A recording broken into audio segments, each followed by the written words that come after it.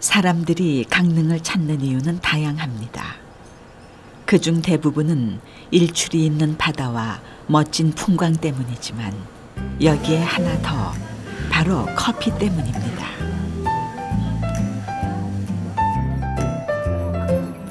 강릉에는 현재 예쁜 실내 장식이 돋보이는 커피 전문점이 많습니다. 대부분이 고장 사람들보다 외지인이 더 많이 찾는 명소죠.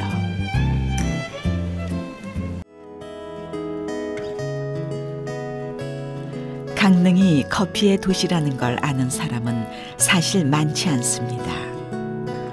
불과 7, 8년 전 손으로 직접 커피를 추출하는 핸드드립 방식의 전문점이 하나둘 생겨나면서 입소문이 나기 시작했죠. 머신을 사용하게 되면은 이제 높은 압력을 이용하다 보니까요, 이제 커피에 그런 이제 물에 녹지 않는 성분들이 나오게 되거든요. 그러니까 한마디로 얘기하면 커피 오일들이 이제 추출이 되게 되는데요. 이제 그런 이제 오일들이 나와서 이제 그 느껴지는 그런 이제 미끈미끈함이라던가 이런 것들이 핸드드립에는 나오지 않아요. 그러니까 이제 반대로 말하면 핸드드립은 이제 이런 기계로 내린 커피보다는요, 좀 더 아주 깨끗하고 이제 좀 맑은 느낌으로 드실 수 있어요.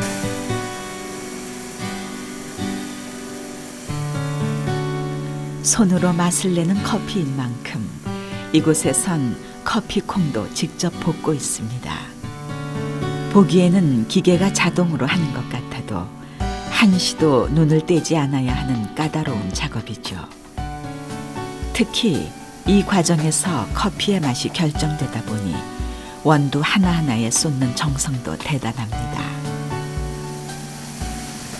겉에의 컬러하고 속 컬러하고 얼마큼 격차를 줄일 것인가, 굉장히 그 로스팅 포인트에서 굉장히 중요해요.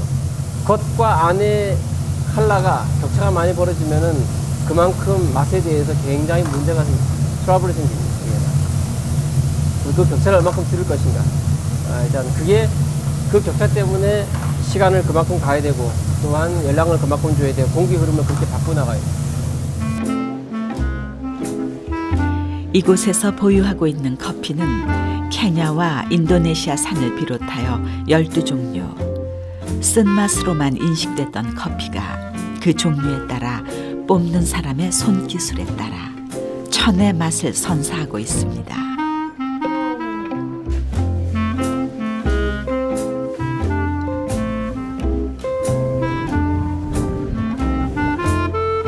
강릉이 커피 도시로 자리 잡게 된 데엔 낭만의 상징인 바다가 가깝다는 지리적인 특징도 크게 한몫했습니다. 그래서인지 불과 몇 년 사이 안목 해변을 중심으로 커피 거리가 형성되었죠. 곳곳에 크고 작은 커피집이 즐비하고 커피 마시는 사람도 쉽게 볼 수 있습니다.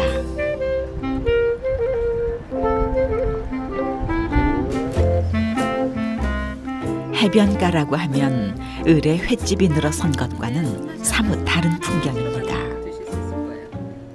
옛날에 뭐 맥주집 같은 거에 허름한 거 있잖아요. 그런 거였었어요. 근데 이거 리모델링 새로 한 거예요. 뭐 커피 원래 자판기 커피부터 유명했잖아요. 그러다가 이제 한지가 로스팅 하시는 분들도 많이 생기고 그러니까 한 3년, 4년부터 이렇게 되게 많이 생겼어요. 원래 안목 해변가는 자판기 커피가 많기로 유명했던 곳입니다. 1980년대 초만 해도 길을 따라 커피 자판기가 줄지어 있었죠.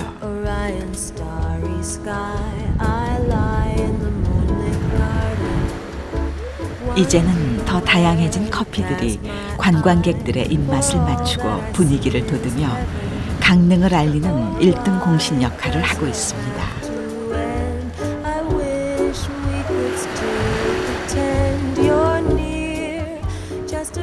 처음 알았어요. 안목이 이런 커피가 굉장히 유명하다라는 게. 네. 사실 해외는 이렇게 바닷가 근처에 저런 카페라든지 뭐 음식점이 굉장히 많잖아요. 근데 사실 우리나라는 보통 다 횟집 아니면 조개구이 그런 거밖에 없는데 저도 어제 와서 보고 놀랬거든요. 근데 테라스에 앉아서 이렇게 바다를 쳐다보면서 이야기를 나누고 바다를 감상하는 것 자체가 되게 관광 산업을 더 육성할 수도 있고 좋은 것 같아요. 강릉에서도 한적한 시골 마을. 이곳에 커피와 인연이 깊은 사람이 있습니다. 박이추 씨는 커피에 있어선 둘째가라면 서러운 커피의 대가입니다. 원래는 목장을 운영하던 농부였는데 1987년 처음 커피와 연을 맺었고 7년 전 강릉으로 와 자리를 잡았습니다.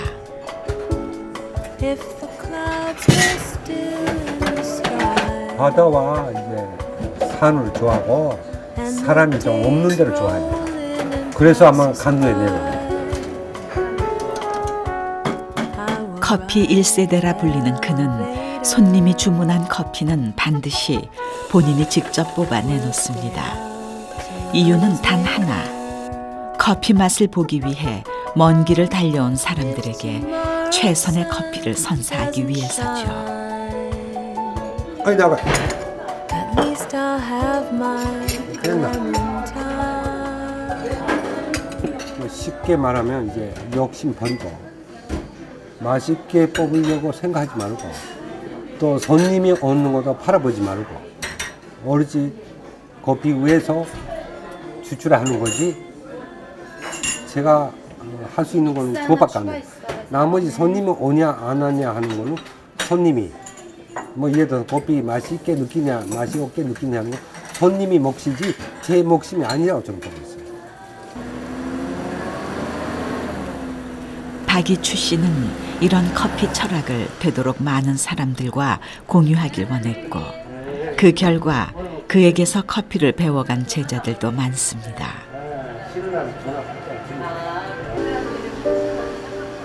엄재성 씨도 그중 한 사람입니다. 이제는 번듯한 사장님이 됐지만 스승의 방문은 항상 그를 긴장하게 만들죠. 긴장.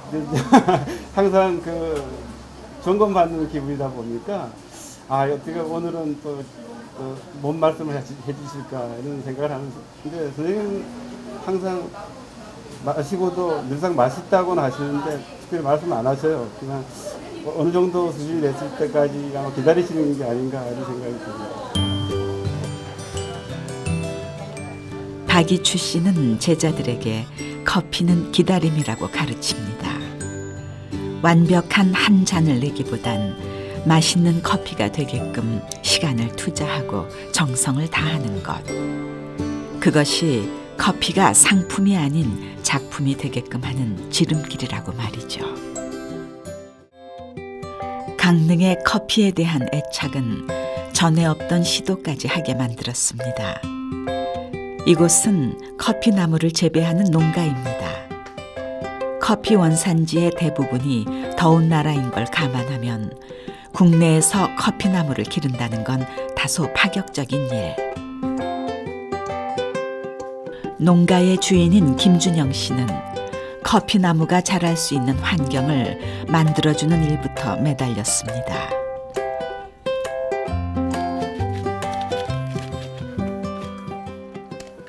보통 아프리카에서 아프리카나 이런 더운 적도 부근에서 자란다고 해서 30, 40도 이렇게 커피나무가 이 높은 온도를 좋아한다고 생각을 하시는데 사실 그렇진 않습니다. 커피나무는 30도가 넘어서면 죽을 확률도 있어요. 그래서 커피나무는 보통 그 더운 지역, 그러니까 커피벨트라고 하는 그런 더운 지역에서도 고온지대나 또 어떤 그 그늘이 있는 이런 환경을 좋아합니다. 커피의 성장 과정은 이렇습니다. 열매를 심으면 한두 달 사이 싹이 올라오고 잎까지 나온 나무를 옮겨 심어 2, 3년 정도 더 키우면 커피 열매가 자라게 되는데 빨갛게 익었을 때는 체리를 닮았다 해서 커피 체리라고도 부르죠.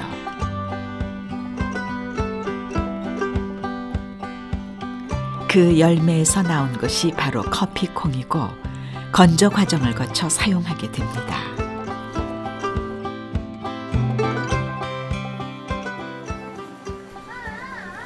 커피 농가에서는 얼마 전부터 일반인들이 커피에 대해 알 수 있는 체험의 장을 마련했습니다. 그리고 뜨거운 불에서 직접 직화식으로 열을 가해서 볶는 체험을 한번 해볼 거예요. 어때요? 그중 가장 인기가 좋은 것은 커피를 직접 볶고 추출해보는 일. 자, 콩 색깔이 변하는 게 보이죠? 네. 자, 1차 탑핑이 일어나면 부피가 팽창을 평소 마시기만 하던 커피를 직접 볶고 갈아서 차로 내리는 일까지 해보면 커피에 대한 애착이 남달라 그 맛도 한층 높아지게 된다는 것이 체험의 목적입니다.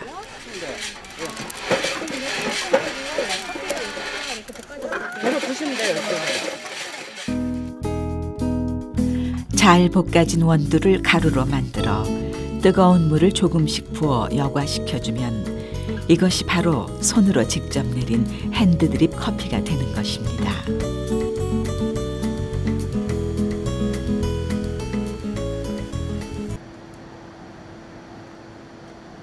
그런가 하면 지금은 그 명성을 잃었지만 한때 커피를 파는 다방이 많기로 알아주던 골목도 있습니다.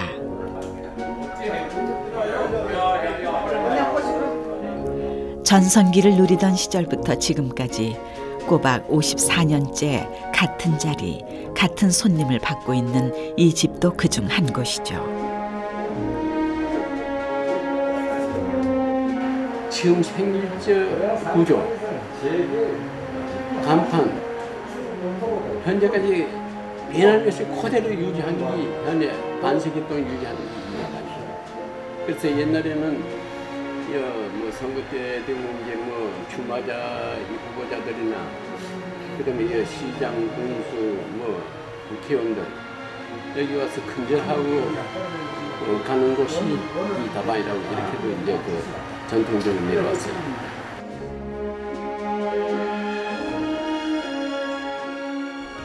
전영자 씨는 이 집의 4대 사장님입니다. 그녀가 이어받아 운영한 지도 17년째.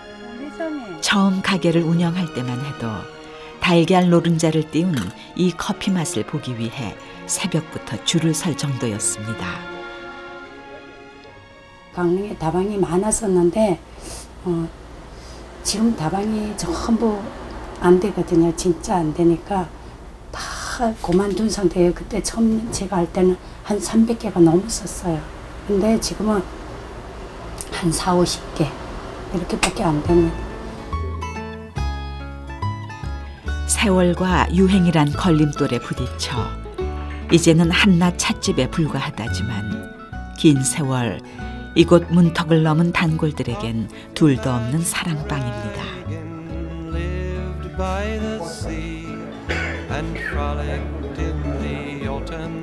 주름과 함께 추억도 쌓인 이 집 커피 맛이 최고의 한 잔이라 말합니다. 커피숍에는 젊은 사람들이 낭만이나 뭐 어떤 젊음의 움직임이 요동치는 곳이라고 봐도 되잖아요. 근데 저희는 마지막 여정을 여기서 사랑방처럼 동무가 돼 드릴 수 있는 거 이런 게 또 감사할 수 있고요.